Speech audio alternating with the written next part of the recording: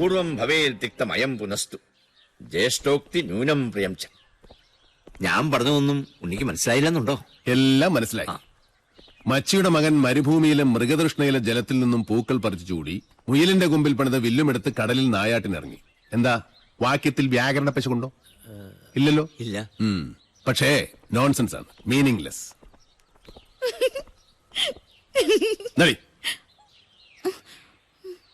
ഇതുപോലൊരു അർത്ഥമില്ലാത്ത ശ്ലോകമാണ് പിഷാരടി മാമ ഇപ്പൊ എന്നോട് ചൊല്ലിയത്. നെല്ലൂർ മന അരക്കില്ല വണത്തെ. സംശയം വേണ്ട, അത് സത്യാണ്. യക്ഷിക്കഥകൾ പറഞ്ഞ് നാട്ടുകാരെ നശിപ്പിച്ച ഒരുപാട് മനകൾ കുഞ്ഞുണ്ണി ചുളുവിൽ വാങ്ങിച്ചിട്ടുണ്ട്. അറിയാം. അവിടെയൊക്കെ സായിപ്പന്മാര് ഡോളറുകൾ തന്ന് നല്ല ലാവിഷായിട്ട് താമസിക്കുന്നുണ്ട്. അതുപോലല്ല ഇത്. ഉണ്ണി അവിടേക്ക് പോകരുത്, പ്രത്യേകിച്ച് പട്ടാഴിന്നൊരാൾ. എന്താ പട്ടാഴിന്ന് ഒരാൾ പോയാല് നെല്ലൂർ മന പിടിച്ച് വിഴുങ്ങും? ഇതിനു മുമ്പ് ആരെങ്കിലും പട്ടാഴിന്ന് നെല്ലൂർ മനയ്ക്ക് പോയിട്ടുണ്ടോ? എന്നോടൊന്നും ചോദിക്കരുത്. ചോദിക്കും. വാസ്തുവാചാര്യൻ പട്ടാഴി ശങ്കരൻ നമ്പൂതിരിപ്പാട് എങ്ങനെയാ മരിച്ചത്? ഇനിയിപ്പോ ഉണ്ണി അതൊന്നും അറിയണ്ട. അറിയണം എനിക്ക്. രാവും പകലും എന്റെ അച്ഛന്റെ കൂടെ നിഴൽ പോലെ നടന്നത് നിങ്ങളാ. പറയിപ്പിക്കുന്ന നിങ്ങളെ കൊണ്ട് ഞാൻ. നടന്നതെല്ലാം അവൻ അറിയട്ടെ. വാങ്ങാൻ പോണ മനയുടെ മേന്മയും ചെമ്പ്രയിൽ നടന്ന മനുഷ്യക്കുരുതികളും. ചെമ്പ്രയിൽ പണ്ട് സംഭവിച്ചതെല്ലാം ഒരു കഥ പോലെ ഓർത്തു നടന്നു ചെമ്പ്രക്കാർ. കാലവും തലമുറകളും മാറി വന്നു. വർഷങ്ങൾക്ക് മുമ്പ് ഒരു ദിവസം പട്ടാഴി ഇല്ലത്തിന്റെ പടിപ്പുരയിൽ വന്ന് ഒരാൾ രക്ഷിക്കണേ എന്ന് കരഞ്ഞപേക്ഷിച്ചു. തലയ്ക്ക് മീതെ നിൽക്കണ ശാപത്തിന്ന് ഒളിച്ചോടിയ നെല്ലൂർ മനയുടെ ജീവിച്ചിരുന്ന ഏക അവകാശിയായ നെല്ലൂർ ഹരിനാരായണനായിരുന്നു ആ നിർഭാഗ്യവാൻ. വാസ്തുവാചാര്യനായ പട്ടാഴി ശങ്കരൻ നമ്പൂതിരിപ്പാടിന്റെ പാദങ്ങളിൽ വീണ് തലതല്ലിക്കരഞ്ഞു. തിരുമേനി വന്ന് നെല്ലൂർ മന ശുദ്ധിയാക്കി തരണമെന്ന് അപേക്ഷിച്ചു. പട്ടാഴി ശങ്കരൻ നമ്പൂതിരിപ്പാടിനെ കൊണ്ട് മാത്രമേ സാവിത്രിയെ തളയ്ക്കാൻ പറ്റൂന്ന് നെല്ലൂർ ഹരിനാരായണൻ അറിയാമായിരുന്നു.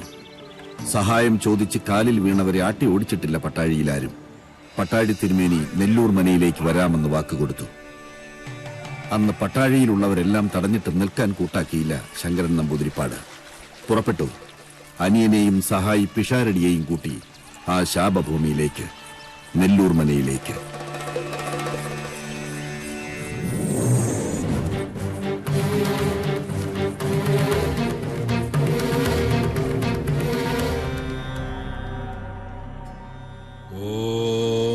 വിശ്വകർമ്മണേ നമഃ. ഒരു ദിവസം, ഒരൊറ്റ ദിവസം തിരുമേനി ഇവിടെ താമസിച്ച് നെല്ലൂർ മന മനുഷ്യവാസ യോഗ്യമാണെന്ന് നാട്ടുകാർക്ക് കാണിച്ചു കൊടുത്താൽ എന്റെ എല്ലാ ദുരിതങ്ങളിൽ നിന്നും ഞാൻ രക്ഷപ്പെടും.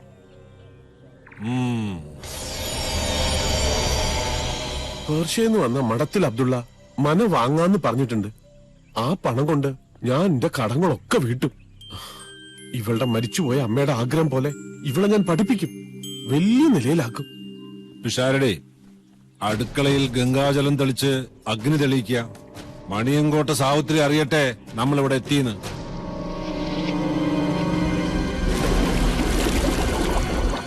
ജലയക്ഷിയുടെ ആവാസഭൂമി, പാതാളത്തിൽ നിന്നും പൊട്ടിപ്പുറപ്പെട്ട മഹാസിര. എവിടെയാ കുളം?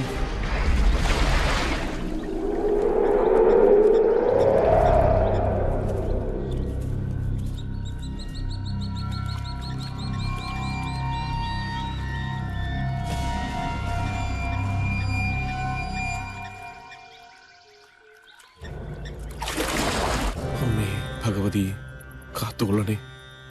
തീ കത്തിച്ചോളുക. അയ്യോ തിരുമേനി!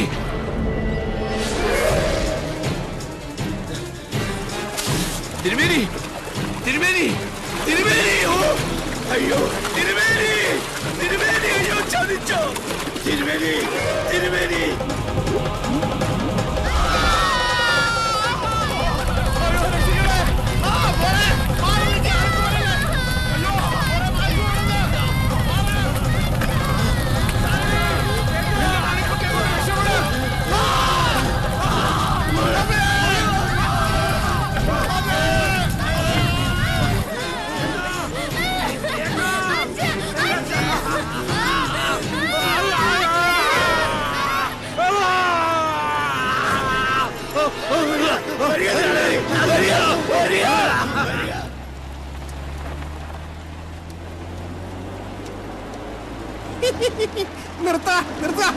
ഒന്ന് ചവിട്ട. നമസ്കാരം. ഞാൻ നിരൂപിച്ചു സാറിന് മന കാണാൻ വരില്ലാന്ന്. എനിക്ക് കാണണം എന്റെ അച്ഛനെ കൊന്ന നെല്ലൂർ മന.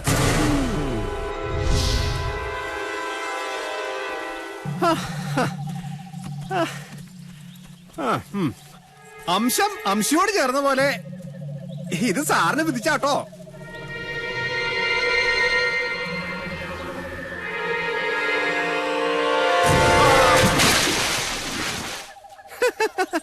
ഇത്തിരി അടിച്ചു തള്ളിയും അന്തിത്തിരിയും കൂടെ ആയാൽ ഇതൊരു അമ്പലായി.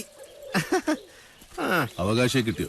അയ്യോ, ഈ ലോകം മുഴുവൻ തിരക്കിട്ടോ, കിട്ടണ്ടേ സാറേ? അതുകൊണ്ട് ഞാൻ അങ്ങനെ ഉണ്ടാക്കി ഒരു കള്ളത്താക്കോലേ. പിന്നെ അവകാശി, അതിനങ്ങനെ ഒരാളുണ്ടായിട്ട് വേണ്ടേ? അങ്ങനെ ഒരാളുണ്ട്, ഞാൻ കണ്ടു. കണ്ടോ? ആരാ സാറേ? ഇപ്പൊ എവിടെ ഉണ്ടാ വിദ്വാൻ? ഞാൻ നിത്യവും നടക്കുന്ന വഴിയിൽ നിധി കിടക്കുന്നത് കാണാൻ കഴിഞ്ഞില്ല.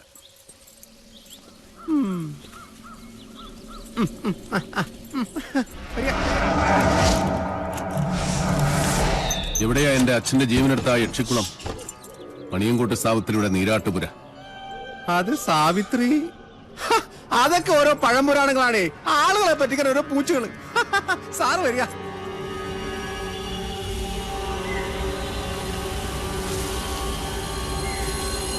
ഹൈ, എല്ലാം കള്ളത്താക്കോലായതുകൊണ്ട് ഏതൊക്കെ പാകാവും. സാറേ, സാറ് പിന്നിലില്ലേ?